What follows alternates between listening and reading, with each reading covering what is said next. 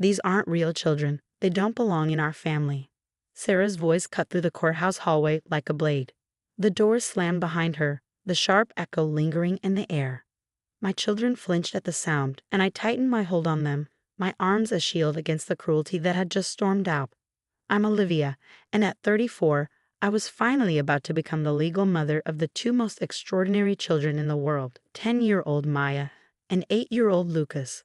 After 3 years of fostering, today was supposed to be our happiest day. Instead, my sister-in-law had made it her mission to poison it. "Mom?" Maya's voice was small, uncertain, as she looked up at me, her dark eyes filled with questions no child should have to ask. "Does Aunt Sarah hate us?" I swallowed the fury rising in my throat. "Not today. Don't let her take this day from them." "No, sweetheart," I said softly, forcing warmth into my voice. "Aunt Sarah just doesn't understand what family really means." Tom's hand found my shoulder, his grip firm with restrained anger. His jaw was tight, his breath measured. "I'll talk to her," he muttered, already turning toward the door. I caught his arm. "No. Stay." My voice was steady, absolute. "Your sister's drama isn't worth missing this moment. Today is about us. Our family." The judge, who had witnessed the entire ordeal, offered a small, sympathetic smile. "Shall we continue?" We stepped back into the courtroom, but Sarah's words clung to me like a shadow. They weren't new. For years, she'd had questioned our decision to foster.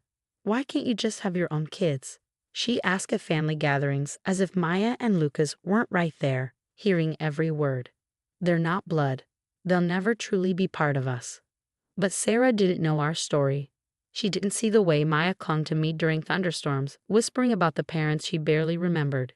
She didn't hear the pure joy in Lucas's voice when he called Tom Dad for the first time. She didn't witness the quiet moments, the bedtime stories, the scraped knees I kissed better, the whispered I love yous in the dark. She didn't see how we had already become a family. And now the law was about to make it official. When the judge finally declared Maya and Lucas ours, a tear slipped down my cheek. No more waiting. No more temporary. No more fear of losing them. They were my children. Forever. That night, we celebrated with Tom's parents, our true family. But while we laughed over cake and presents, my phone buzzed repeatedly. "Sarah, you're making a huge mistake. These kids will never truly be family." "What will people think?" "Mom and Dad deserve real grandchildren." I showed the messages to Tom's parents. Martha read them in silence, her expression hardening. James sighed, rubbing a tired hand over his face. "I don't know where we went wrong with Sarah," Martha murmured before pulling Maya and Lucas into a fierce hug. "But these are our grandchildren, and we couldn't be prouder." James ruffled Lucas's hair. "Blood doesn't make a family, love does. And this room is full of it." The kids beamed, but I saw the weight of Sarah's words still lingering in their eyes. That night, after tucking them in, I sat with Tom, my composure finally breaking. "I can take Sarah's hatred toward me," I whispered, "but I won't let her hurt our children." Tom's arms wrapped around me, his voice fierce. "She won't. If she can't accept Maya and Lucas, that's her loss, not ours." But I had no idea then that Sarah wasn't done. Her outburst at the courthouse was only the beginning. She was about to unleash a storm that would shake our family to its core. But what she didn't realize was that in trying to tear us apart, she was setting the stage for something none of us could have seen coming. And the lesson she was about to learn? It would change everything.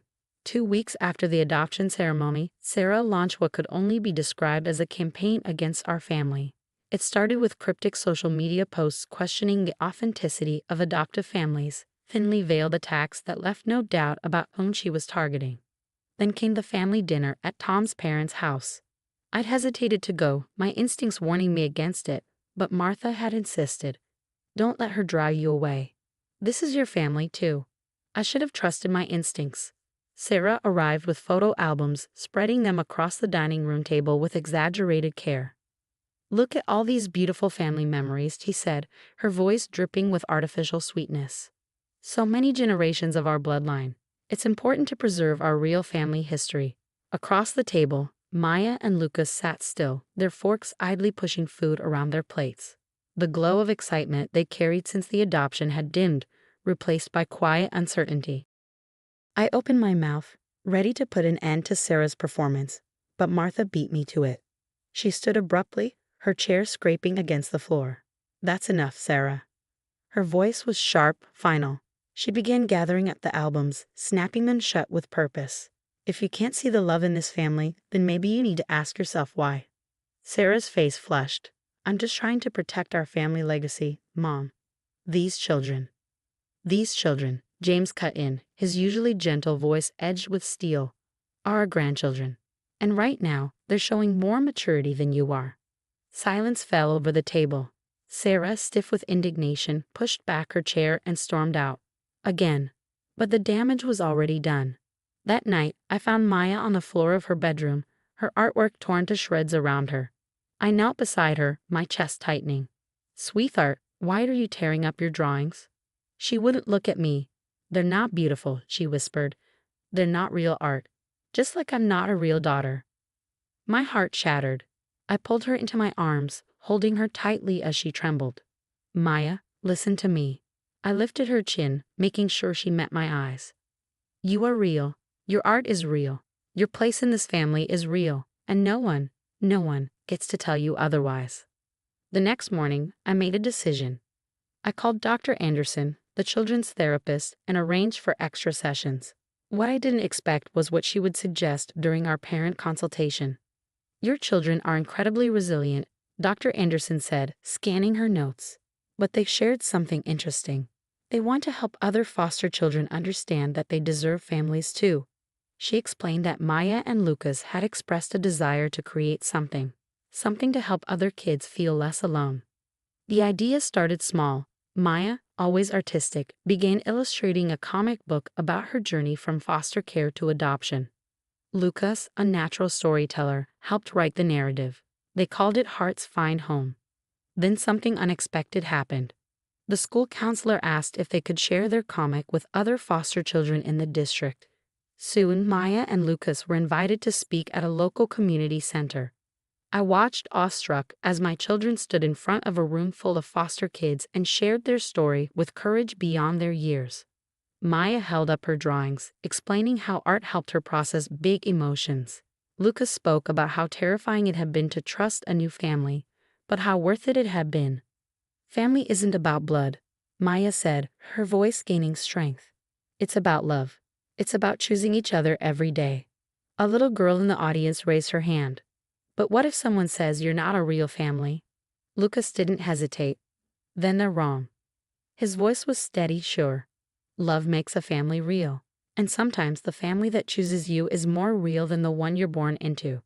I recorded the whole thing, planning to share it with Tom when he got home from a business trip. But before I knew it, the video had made its way to Martha, who shared it with her church group. From there, it spread. Local news picked up the story. Messages poured in from other adoptive families, sharing their own struggles and triumphs. Maya and Lucas's simple comic book had sparked something powerful. And then there was Sarah. For the first time in weeks, her social media fell silent. She missed the next family dinner, sending only a short text. "Not feeling well." We later learned from Martha that Sarah had seen the video of Maya and Lucas speaking. What we didn't know then was that Sarah was facing her own hidden battles, ones that would force her to confront her prejudices in a way none of us could have predicted. But for now, watching my children transform pain into purpose, I realized something. The best revenge against cruelty is to create something beautiful from it. Maya and Lucas were no longer victims of Sarah's narrow definition of family. They were advocates. They were turning their story into a light for others. And in doing so, they were healing themselves. That night, as I tucked them into bed, Maya looked up at me. "Mom, do you think we helped those kids today?" I smoothed her hair, smiling. "I know you did, sweetheart." From across the room, Lucas yawned. "Maybe even Aunt Sarah will understand someday." Little did we know that understanding would come far sooner than we ever expected, and in a way that would change our family forever. The turning point came on a rainy Tuesday afternoon, a month after Maya and Lucas's presentation at the community center. I was at the kitchen table helping Maya with her homework when the doorbell rang. Opening the door, I found Sarah standing there, rain-soaked and trembling, her mascara streaked down her face. "I need your help," she whispered. Her usual sharp confidence was gone, replaced by something raw, almost unrecognizable. I don't know who else to turn to. I hesitated, instinctively protective of my family, but there was something in her eyes, something fractured, desperate, that made me step aside and let her in. Maya and Lucas, hearing their aunt's voice, hovered near the doorway, watching cautiously. Sarah took a shaky breath and finally told us why she was here. She had been volunteering at a children's hospital, a personal mission to prove to herself that her views on adoption were justified. But instead of reinforcing her beliefs, the experience had shattered them. That was where she met Sophie, a 6-year-old girl abandoned at the hospital by her birth mother, with no family and nowhere to go. She has no one, Sarah said, her voice breaking. And all I can think about is how I treated Maya and Lucas. How I tried to deny them a family because of my own stupid prejudices. For a long moment, no one spoke. Then Maya, always the first to forgive, stepped forward. Is Sophie alone at the hospital now? Sarah nodded, dabbing at her eyes. The nurses take turns staying with her after their shifts. She reminds me so much of you, Maya. She draws all the time. Lucas, quiet until now, finally spoke. Maybe we could visit her, show her our comic book. I watched as Sarah's face crumpled at my son's kindness. Kindness she had not earned but so clearly needed. I'd like that, she whispered. And so, our family began making regular visits to Sophie's hospital room. Maya brought art supplies, patiently teaching Sophie how to sketch. Lucas read to her from his favorite books, his animated storytelling pulling laughter from a child who had known too much sadness. And Sarah began to change. It happened in small but undeniable ways. The way she gently defended Maya to a nosy nurse who questioned our family ties. How she beamed with pride when Lucas got an A on his school project, calling him her nephew without hesitation. The way she lingered by Sophie's bedside, brushing the little girl's hair back the same way I had done for Maya countless times. One evening, as we were leaving the hospital, Sarah pulled me aside. I was wrong, she said simply, about everything. Watching you with Maya and Lucas, seeing how they've opened their hearts to Sophie despite how I treated them, I've learned what family really means. But the real shock came 2 months later. Sarah had started the process to become Sophie's foster mother, with the intention of adopting her. I don't deserve your help, she admitted one evening over coffee, her hands wrapped around the mug as if for warmth. But Sophie deserves a family, and I want to do this right. Maya and Lucas threw themselves into helping their aunt prepare for Sophie's arrival. They decorated her bedroom, shared their experiences, and even created a special welcome comic book just for their new cousin. And then, finally, the day came. When Sophie walked into Sarah's home for the first time, she found our entire family waiting to welcome her.